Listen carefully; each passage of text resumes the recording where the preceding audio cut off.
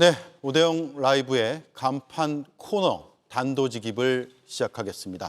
정치 고수 두 분 나와 있습니다. 김진욱 전 더불어민주당 대변인, 윤희석 전 국민의힘 선임 대변인입니다. 어서 오세요. 네. 예. 자, 이수진 앵커의 브리핑을 듣고 시작하겠습니다. 국민의힘이 역대 최저의 지지율을 경신하고 있는 가운데 감사위에서 징계안을 내놨습니다. 지난 대선에서 김문수 후보를 한덕수 후보로 바꾸려고 했던 시도와 관련해서 권영세 전 비대위원장과 이양수 전 선관위원장에게 당원권 정지 3년 처분을 청구한 겁니다. 사실상 후보 교체를 비대위가 당원 당규 근거 없이 한 것이어서 이 새벽에 이렇게 한 거는 정상적인 상식을 가진 국민이나 당원이라면 납득하기 어려운 사태가 아니었나 그렇게 생각하고 있습니다. 비대위가 선출 과정에서는 재량권을 행사할 수는 있어도 뽑힌 후보 자체를 바꿀 권한은 없다는 겁니다. 또 한 가지, 새벽에 교체 시도가 이뤄졌었는데 이때는 접수를 할 수 있는 시간도 아니라고 지적했습니다.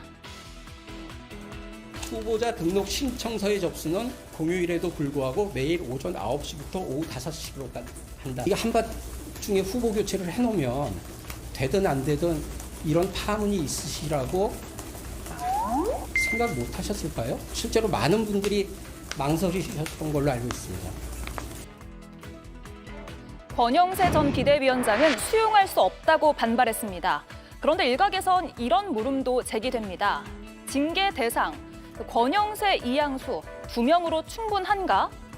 누군가는 45명 플러스 알파를 이야기하고 있기 때문이죠. 어떻게 봐야 할까요? 네, 국민의힘 당무감사위원회가 내놓은 결론, 사실 바깥에서 보기에는 그 이상도 가능하지 않을까라는 생각도 들었지만 또 당 안에서는 굉장히 세게 나왔네? 라는 의견도 없지 않은 것 같습니다. 얼마나 무거운 판단으로 해석하세요?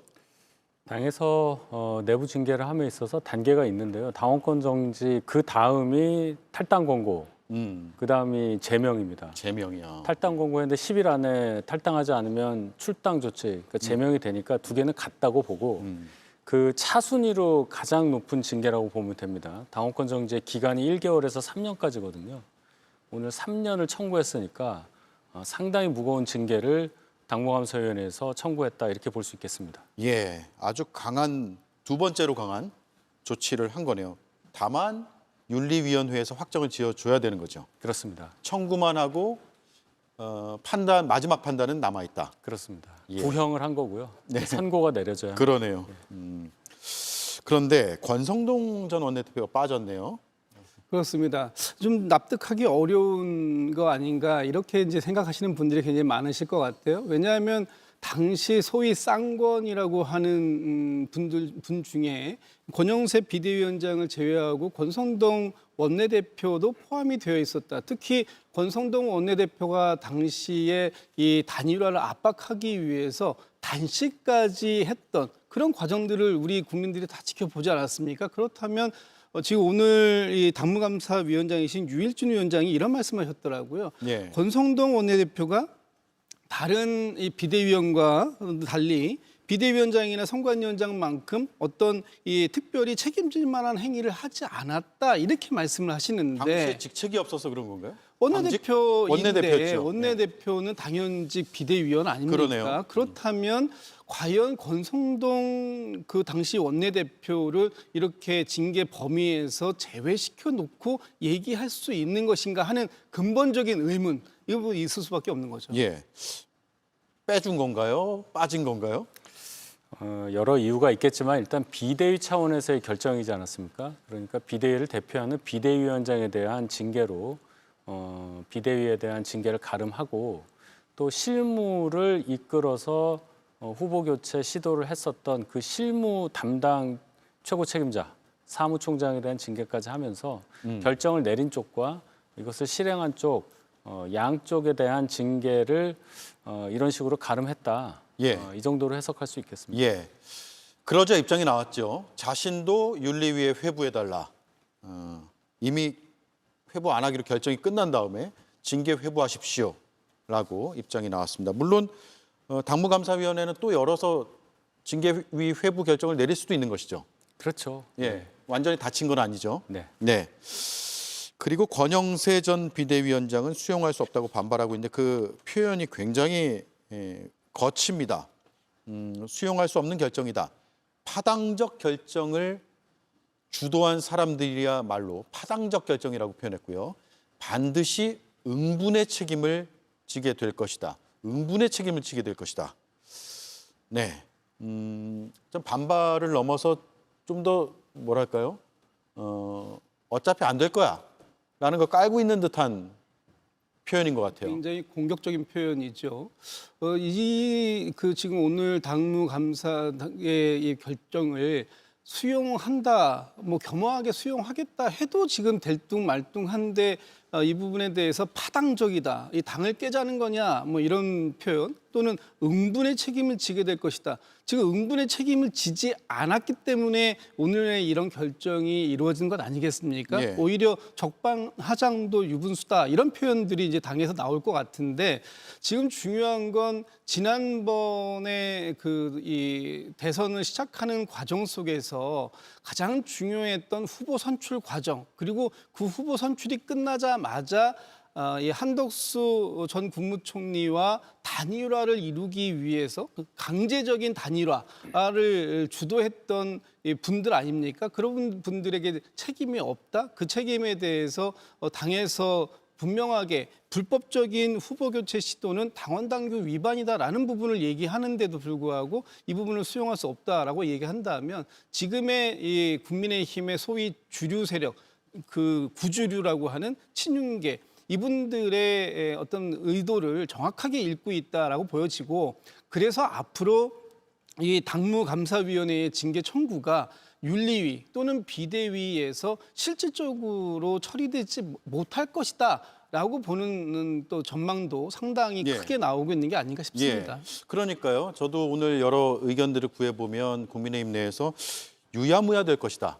라는 의견들도 꽤 있어요. 왜냐하면 이제 전당대회 전까지는 잘 윤리도 안 움직일 것이다. 전당대회가 끝나고 나서 누가 당대표 되느냐에 따라서 사라질 수도 있다. 동의하세요?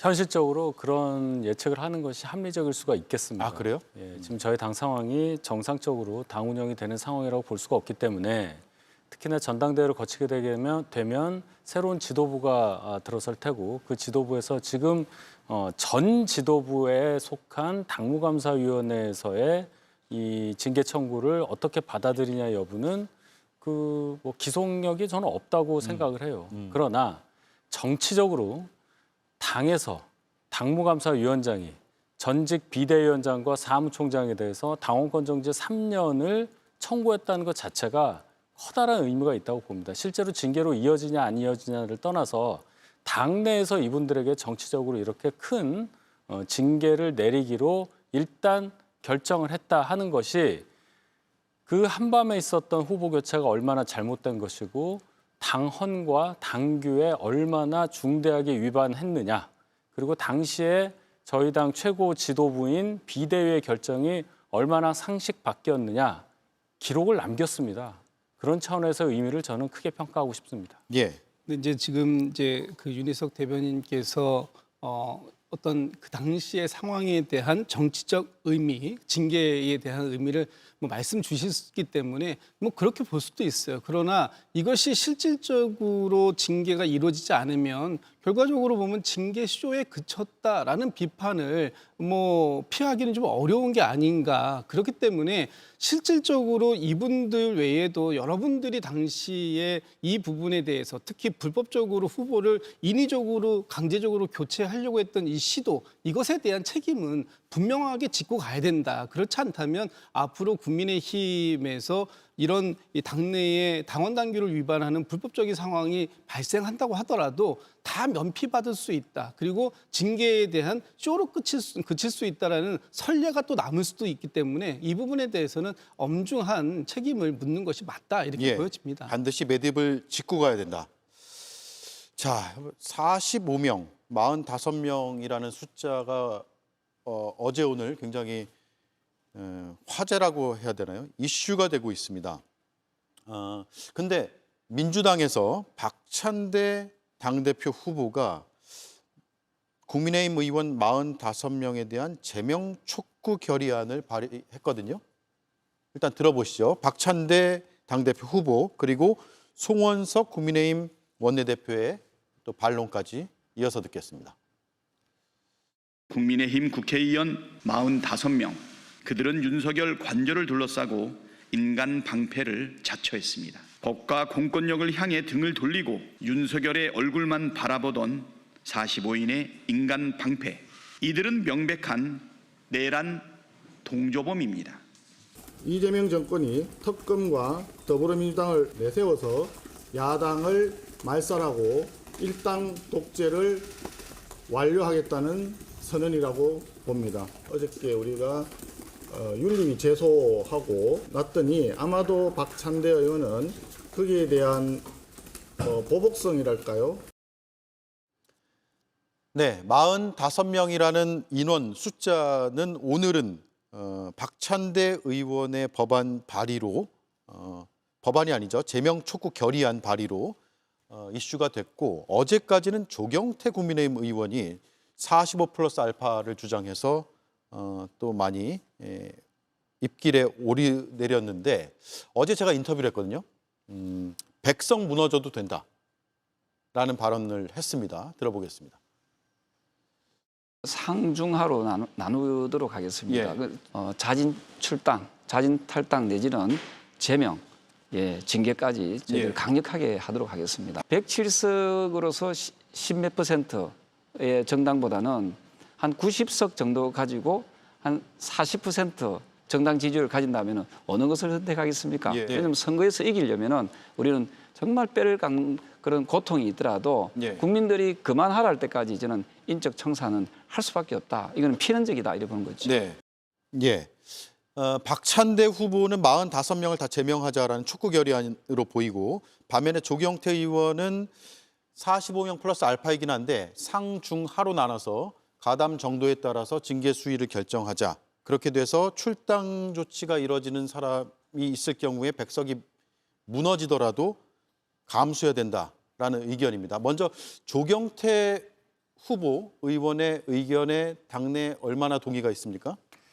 조경태 의원 말씀하고 이제 박찬대 의원 말씀 좀 다르죠. 예. 박찬대 의원은 아예 국회에서 쫓아내자는 얘기잖아요. 국회 정원, 재석 의원 수의 변화를 주자는 얘기고 지금 조경태 의원은 저희 당 당적 관련한 얘기를 하는 건데요. 상중하로 나누자, 뭐 45명의 문제가 있다 이런 말씀인데 어쨌든 그날에 제가 1월 6일로 기억을 하는데 그날 45명 저희 당 의원 수의 거의 한 40% 넘죠. 그런 분들이 윤 대통령 관저 앞에 가서 체포영장 집행을 방해하는 듯한 모습을 보였던 것에 대해서는 당연히 비판의 여지가 많습니다. 근데 그것을 당권 주자예요. 일단 당권 주자가 이렇게 얘기하는 것이 과연 저희 당의 전체적인 이익에 부합하느냐에 대해서는 크게 공감을 얻기가 어렵습니다. 예. 기준도 모호하고요. 그 하나의 행위만 있었던 것도 아니고 또 저희 당 상황이 이렇게 어려운데 의석수 90석만 돼도 된다. 굉장히 위험한 얘기입니다. 그렇게 되면 개헌 저지선이 무너지고 제명도 그러면은 여당 마음대로 할 수 있는 200석 이상 넘어가게 되니까요. 그런 상황이기 때문에 아마도 본인의 선명성을 강조하기 위한 조경태 후보의 강한 발언이다. 이 정도로 이해하는 분위기라고 저는 생각합니다. 예. 지금 당에서 가장 강한 축에 속하죠. 발언이. 조경태 후보가. 그렇게 봅니다. 예. 가장 안 강한 게 누굽니까? 장동혁 의원인가요? 뭐 김문수 후보도 있고요. 아, 예. 그렇게 봐야 되겠죠. 네. 민주당에서 지금 박찬대 후보가 45명을 제명을 촉구하자라고 하는 것 통과될 가능성이 있다고 보세요? 현실적으로는 좀 통과될 가능성은 좀 대단히 낮다. 왜냐하면 지금 현재 국회 윤리위 구성 자체가 안 되어 있고요. 또 윤리위가 구성되어 있다고 하더라도 이렇게 특정 정당에 소속되어 있는 국회의원 한 명도 아니고 45명을 동시에 제명을 한다라는 것 자체는 상당히 어려운 일입니다. 그렇기 때문에 아마도 이 부분에 대한 공감대는 좀 있을 수 있지만 이것이 현실적으로 이루어질 수 있느냐 하는 부분은 또 별개의 문제인 것 같아요. 예. 오늘 박찬대 후보가 이런 부분들을 말씀을 주신 건 지금 그만큼 국민의힘이 자성의 목소리가 전혀 나오지 않고 있다. 특히 국민의힘에서 이 45명이라고 대표되는 분들은 실제 지난 1월 달에 윤석열 전 대통령을 이 체포영장이 발부가 돼서 정상적으로 법 집행을 가는 이 공권력을 막아섰던 그런 행위를 했던 분들입니다. 그렇기 때문에 이분들에게 실질적인 책임을 다른 방식으로 물을 수 없다면 정치적인 책임이라도 물어야 된다라는 것이 지금 박찬대 후보의 아마 오늘 이 제명 촉구 결의안에 담겨 있는 의미라고 보여지고 예. 이분들에 대해서 지금 국민의힘이 계속 끌어안고 보호하고 함께 가려고 하는 모습을 보이고 있는 것, 이 부분에 대한 어떤 그 지적이다 이렇게 보여집니다. 좀 전에 조경태 의원 말씀 주셨는데 조경태 의원하고 박찬대 의원하고 결과적으로 딱 같은 건 하나 있는 거예요. 이분들의 당시 행동은 문제가 있었다. 그렇기 때문에 그 문제를 해결하는 방법은 다를지 모르겠지만 그 문제에 대한 지적, 이 부분에 대해서는 공감대가 분명히 있는 것이다. 이런 말씀도 드리고 싶습니다. 예. 그 문제에 대한 뭐 지적, 해결 방법으로 강한 징계냐 아니면 정말 제명이냐 혹은 뭐 정치적인 사과, 도의적 사과 표명이냐 여러 방법들이 있겠죠. 일단 박찬대, 조경태 두 의원의 방법론은 좀 차이가 있는 것 같습니다. 민주당에서 45명 제명 결의안 두고 민주당 내부의 전당대회용이다 이런 비판을 하는 것 같아요. 국민의힘에서는. 충분히 그렇게 볼 수가 있죠. 예. 말씀하신 대로 45명이면 국회의원 정원 300명의 15%입니다. 100명 중에 15명을 아예 그 정원에서 제외한다는 게 특히나 야당 의원만 한다는 것이 가능하냐. 그리고 지금까지 국회에서 제명된 분은 딱 한 분뿐이에요. 김영삼 전 대통령. 우리 헌정사에 딱 한 명이었고 그것도 뭐 유신 정권에서 있었던 일이잖아요. 그러니까 이 제명이라는 것이 이런 식으로 대량으로 될 리도 없고 제명 사유도 거기에 합당하게 정말로 특정이 되고 정말로 무거워야 한다. 그 부분을 생각을 한다면 박찬대 후보가 전당대회를 앞두고 당심에 호소하기 위한 민주당 당심에 호소하기 위한 선명한 발언이다. 그런 차원 정도로만 저는 생각하고 싶습니다. 예, 동의하세요? 뭐 일부 그럴 수 있습니다. 그러나 지금 이제 민주당의 당대표에 도전했기 때문에 이 당권용 어떤 전략으로 이렇게 메시지를 냈다 뿐만 아니라 지금 국민의힘에서 생각하는 것 이상으로 많은 국민들께서 왜 이 국민의힘에게 이 내란과 관련한 책임을 묻지 못하고 있느냐라는 따가운 질책을 민주당에게도 하고 있는 거예요. 그 부분에 대해서 당권 주자로 나선 박찬대 후보가 국민의 민심을 대변해서 얘기한 것이다. 지금 뭐 오늘 말씀으로는 박찬대 후보만 얘기했지만 이것보다 더 세게 얘기하시는 분이 우리 또 정청래 후보가 계시지 않습니까? 정청래 후보 같은 경우에는 지금 국민의힘을 정당 해산까지 시켜야 된다. 이렇게까지 아주 강력하게 주장을 하고 있고 지금 많은 국민들께서 이번에 윤석열 전 대통령은 지금 기소돼서 재판 받고 있지만 그 외에 국민의힘에서 이번 12.3 비상계엄과 관련돼서 많은 역할을 했다라고 보여지는 사람들에 대한 이 수사가 더딘 부분, 이 부분에 대해서 굉장히 무겁게 질책을 하고 계십니다. 이 부분에 대한 것들이 아마도 오늘의 이 제명 촉구 결의안 또는 뭐 정청래 후보가 말씀하시고 있는 지금 국민의힘에 대한 정당 해산 뭐 이런 부분들로 계속해서 나올 것이고 이 부분은 아마도 지금 저희가 8월 2일 날 전당대회가 마무리가 되게 되어 있는데 네, 이번 주말이죠? 다음 주말이죠. 죄송합니다. 다음 주말이요. 전당대회가 끝난다고 해서 이 문제에 대해서 마무리가 되는 것이 아니라 오히려 저는 전당대회가 끝나고 나면 그때부터 이 문제는 또 다른 국면으로 더 확대될 가능성도 있다. 저는 그렇게 보고 있습니다. 예, 반론은요? 글쎄요. 전당대회 끝나고 난 다음에 그럼 민주당이 어떻게 그럼 저희 당에 대해서 거세게 할 거냐. 어느 분이 당선되냐에 따라서 다를 수도 있겠습니다만은 적어도 제명까지 간다는 것은 자 재석의 3분의 2 필요하잖아요. 민주당 단독으로는 어려운 일입니다. 그런 차원에서 본다면 표가 모자라는 것도 있고 명분에서도 지금 무슨 뭐 기소가 돼서 재판이 진행된다거나 뭐 1심 정도 결과가 나왔다거나 이런 것도 아니기 때문에 예, 압색하고 소환 통보 정도의 그 단계이죠. 정도니까 너무 앞선 얘기다. 뭐 그런 식으로 야당에 대해서 공격하는 것은 민주당이 과거에 많이 썼죠. 야당 탄압의 전형이 될 겁니다. 거기까지 생각하신다면 그냥 선거용으로 그 정도로 이해하는 것이 가장 타당하다고 저는 봅니다. 네. 자, 정당 지지도 더불어민주당 43%, 국민의힘 17%로 어제 전국 지표조사에서 나온 결과고요. 지역별로 좀 더 쪼개봤을 때 또 연령별로도 그렇고 국민의힘의 더 심각한 부분이 드러나는데 먼저 지역별로 한번 보겠습니다. 서울이 11% 나왔고요. 인천, 경기 17%. 대구, 경북만 빼면 모든 곳에서 꽤 큰 차이로 민주당에게 뒤지고 있어요. 부산, 울산, 경남도 마찬가지고 강원, 제주도 마찬가지고 수도권 그리고 충청권 다 그렇습니다.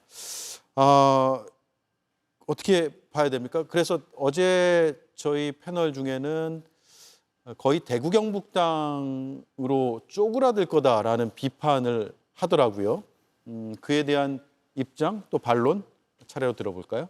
지금 이제 이 상황, 이런 여론조사의 추이가 벌써 수주째 지속적으로 이루어지고 있습니다. 그렇다면은 이것은 단지 대선이 끝났기 때문에 대선의 영향이다라고만 볼 수는 없을 것 같아요. 이미 대선이 끝난 지가 이제 2달 가까이 되어가는 과정들 속에서 이런 추세가 지속적으로 유지된다. 그것은 뭐 민주당이나 이재명 대통령이 조금 더 잘하고 있다라는 부분도 있겠지만 그 반대적으로 보면 국민의힘이 너무 국민의 눈높이를 맞춰가지 못하고 있다라는 따가운 질책이 여기 여론조사에 나와 있는 거 아닌가? 특히 지역적으로 봤을 때 뭐 수도권에서 격차가 벌어지는 거는 뭐 말할 것도 없고 대구 경북을 제외한 부울경이라든지 또는 강원 제주 같은 경우에도 강원도 같은 경우에는 상당히 그 보수세가 좀 강했던 지역 아닙니까? 이런 지역조차도 2배 정도 이상 이렇게 격차가 벌어지고 있다라는 것은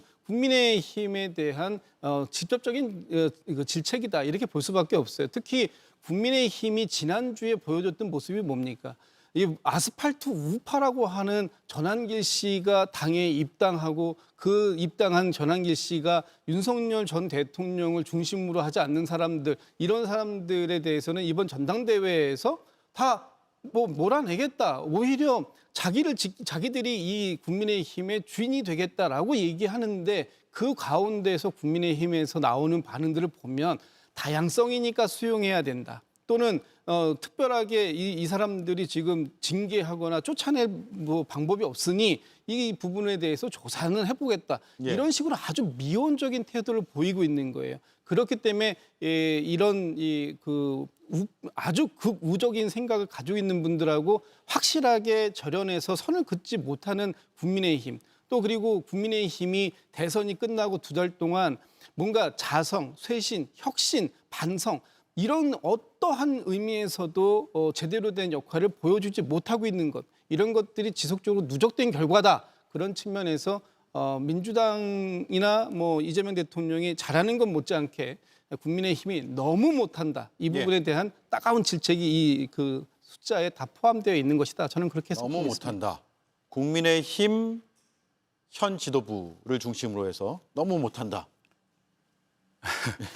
잘하고 못하고의 수준을 넘어섰다고 저는 생각합니다. 예. 제가 저희 당이 지금 정상적으로 운영되지 못하고 있다고 말씀드렸는데 그렇다고 해서 지도부가 없는 것도 아니고요. 의총을 안 하는 것도 아니고 있을 건 다 있습니다. 중요한 거는 대선도 지고 또 2번째 탄핵을 당하고 계엄 사태 이후로 벌어졌었던 반년 넘는 기간 동안의 이 정치적 충격파를 감당할 수 있을 만한 그런 상황이 안 됐다. 그래서 책임 있는 분들이 이 상황을 어떻게 끌고 갈 것이냐에 대해서 아무런 결정을 못 하고 있는 상태라고 볼 수밖에 없는 거예요.